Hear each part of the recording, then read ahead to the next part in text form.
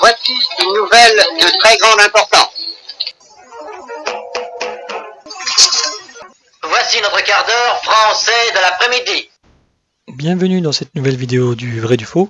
Donc, dans ce hors-série de l'entourage d'Hitler de 1920 à 1924, nous allons parler de ses gardes du corps. Donc, il faut savoir que Hitler, tout le long de sa carrière, a eu des gardes du corps.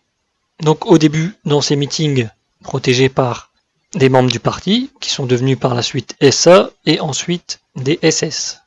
Donc, il faut savoir que lors de ses premières années, Hitler utilisait les gardes du corps pour se protéger lors des meetings ou de déplacements justement dans des villes pour des meetings, mais une fois qu'il n'avait pas de meeting à faire, il n'avait pas besoin de garde du corps. Une fois que Hitler est devenu chancelier, il utilisait aussi très peu de garde du corps. Il faut savoir que quand il partait, par exemple, Speer nous raconte, il était sur un chantier, Hitler venait le visiter à l'heure du midi, et il était seulement accompagné de 2 hommes en civil. Donc les 2 hommes en civil étaient des SS, qui étaient chargés de sa protection, mais bien qu'il était chancelier, les SS n'étaient que 2. Il faut savoir que Hitler n'aime pas que ses gardes du corps soient visibles. Et quand il devient le Führer du peuple, forcément quand il fait des gros déplacements, il y a une grosse protection qui se met en place, mais après, généralement, il essaye toujours, quand il est au Berghof par exemple, que sa garde ne soit pas visible. Donc il faut savoir que Hitler, auprès de lui, n'a quasiment pas de garde du corps. Donc il y a 18 gardes du corps qui sont avec lui en permanence. Et sur les 18 permanents, il y en a 4 qui sont actifs. Donc en fait, d'autres peuvent être en repos ou ailleurs. Si généralement il est au Berghof au calme. Et s'il est au Berghof au calme, il y en aura toujours 4 actifs. Et généralement, quand il est en déplacement, les 18 suivent. Et il faut savoir que justement, les grosses têtes du parti veulent que Hitler ait une protection plus forte, donc ils installeront à plusieurs kilomètres du Berghof des patrouilles et il y a des barrages sur les routes. Et une fois que vous passez en fait ces barrages et que vous arrivez au Berghof, vous n'avez plus que la petite garde SS d'Hitler qui est là en permanence.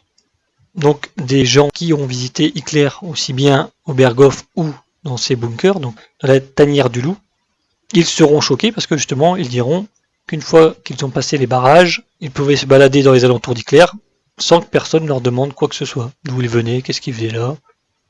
C'était pas vraiment comme on peut l'imaginer, des gardes tout le temps armés en noir autour de lui.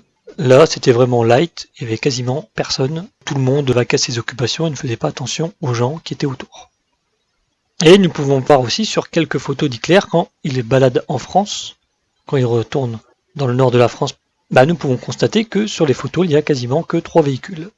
Donc le véhicule avec lui, chauffeur et les officiers, d'autres véhicules avec des officiers et un véhicule avec les gardes du corps. Donc ils ne se promènent pas avec tout un convoi, ils ne sont que 3 véhicules. Donc pour en revenir aux gardes du corps des débuts, nous avons Ulrich Graf.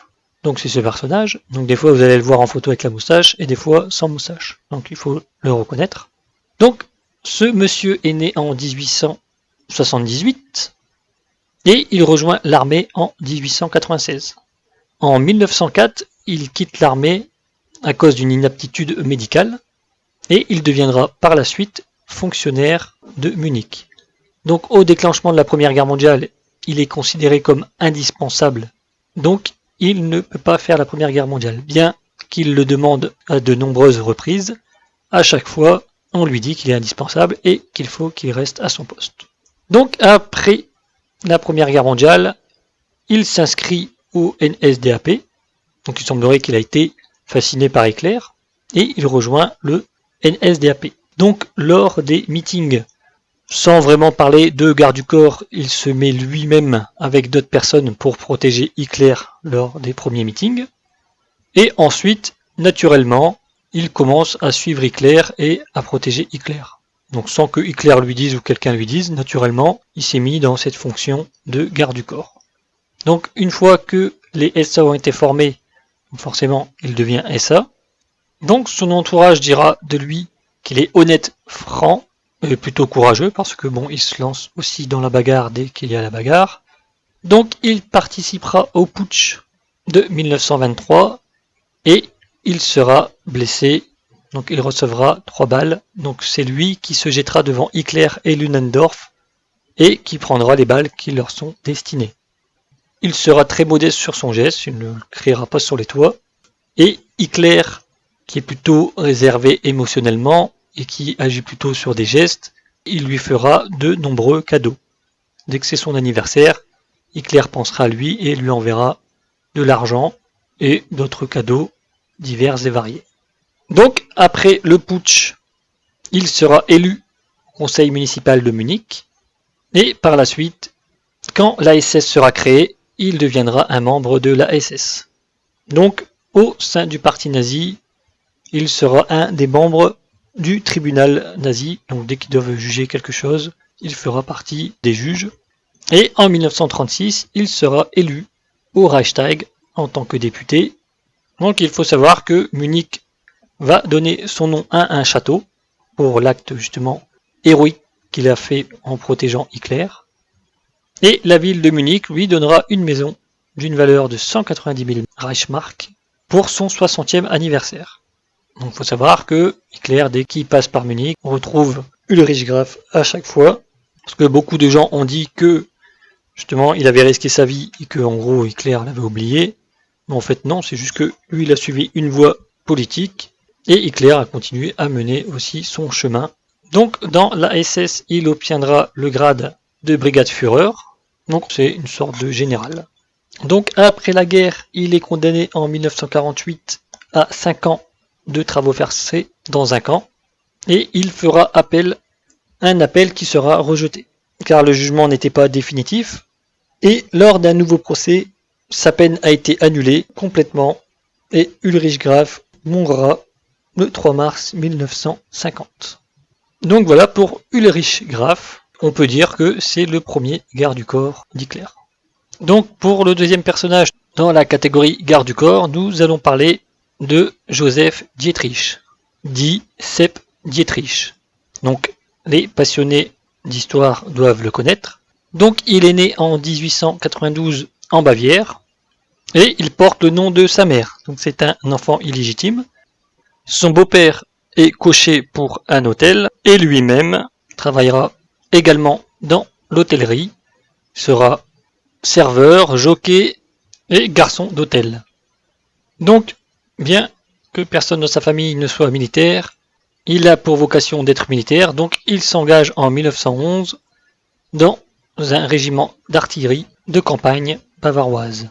Donc pendant la Première Guerre mondiale, il est toujours dans l'artillerie, et par la suite, quand les chars de combat commencent à être déployés sur les théâtres d'opération, donc il sera un des premiers à être dans les chars. Donc il recevra la Croix de fer 2e classe en 1917 et plus tard, avant la fin de la guerre, il recevra la Croix de fer 1re classe, ainsi que l'ordre du mérite militaire bavarois 3e classe avec épée.